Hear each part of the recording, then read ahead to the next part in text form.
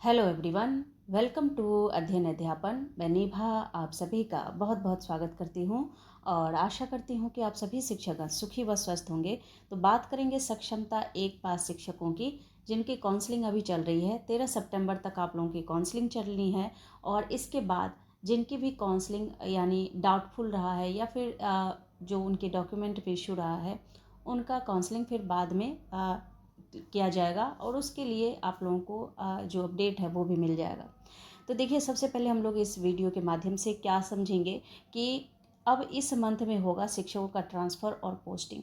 तो देखिए, यहाँ पर जो आपको पता है कमेटी की रिपोर्ट आनी है और यहाँ पर कब तक ट्रांसफ़र और पोस्टिंग होगी ये मैं आपको अभी बताने वाली हूँ।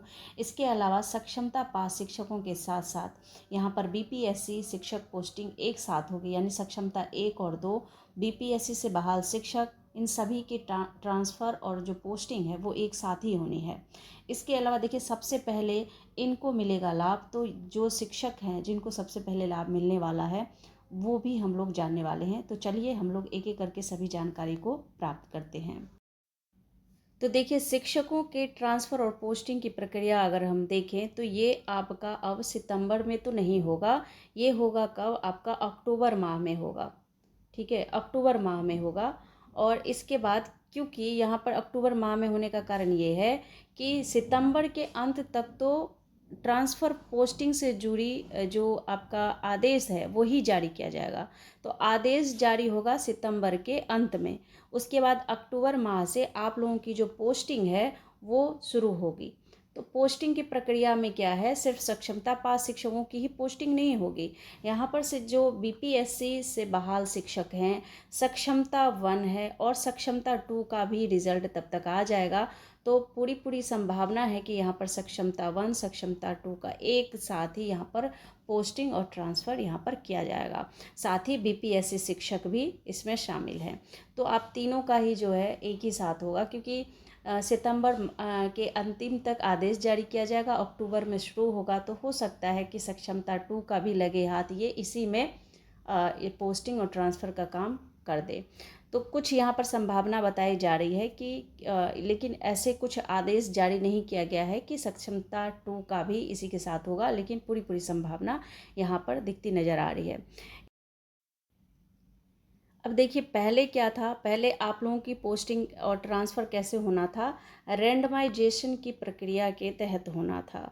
रैंडमाइजेशन की प्रक्रिया के तहत होना था, लेकिन अब ये नहीं होगा। ये इसकी संभावना ज़ीरो लग रहा है, क्योंकि आपको पता है कमेटी की रिपोर्ट आनी है, उसी के आधार पर इसमें कुछ संशोधन किया जाएगा और उसके बिहाफ पे ही आप लोगों की जो पोस्टिंग है वो की जाएगी।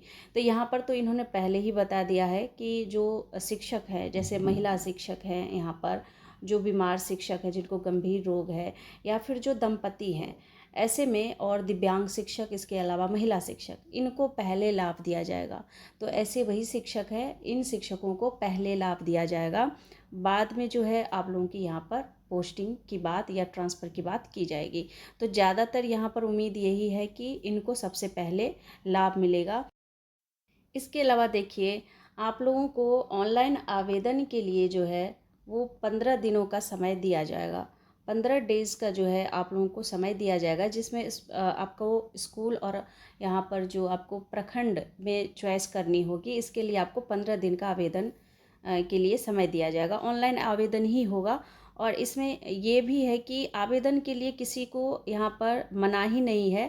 यानी अगर आप चाहें तो आवेदन कर सकते हैं अपने पसंद के स्कूल और प्रखंड के लिए, और अगर नहीं चाहते हैं आवेदन करना तो कोई यहाँ पर ये नहीं, मनाही नहीं है कि आपको करना ही है। तो यहाँ पर आपकी चॉइस है।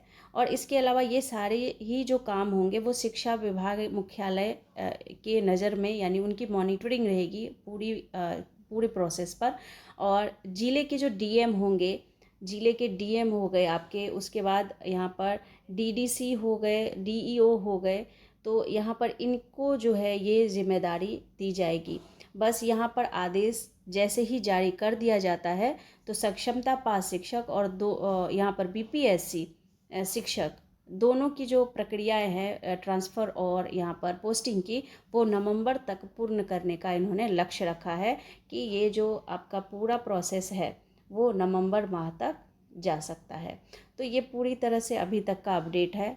फ़िलहाल इसके अलावा और कोई अपडेट अभी तक तो नहीं आया है, लेकिन जैसे ही कोई अपडेट आता है तो बिल्कुल आप लोगों को बताया जाएगा।